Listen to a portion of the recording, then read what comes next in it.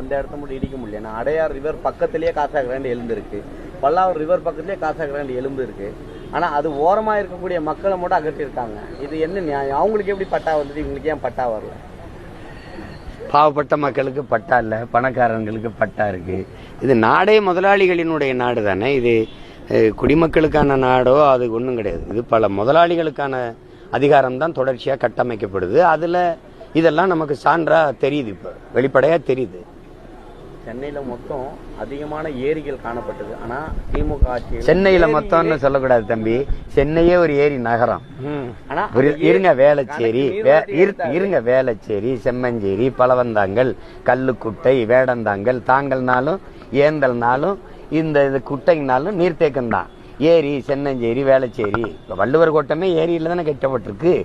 எல்லா ஏரிகளும் நீங்க பாத்தீங்கன்னா சென்னையே ஒரு ஏரி நகரம் தான். ஏரியை ஆக்கிரமிச்சு தான் இது எல்லாம் கட்டப்பட்டிருக்கு.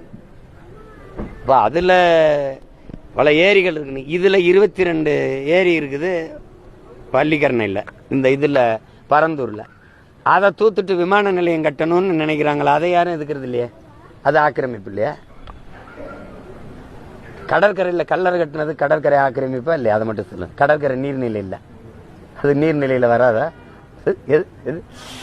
அதிகாரம் மிக வலிமையானது. அதனால அம்பேத்கர் சொல்றாரு, இவர்கள் அதிகாரம் வலிமையானது மட்டும் இல்ல, மிக கொடுமையானது. அதுதான் சொல்லணும்.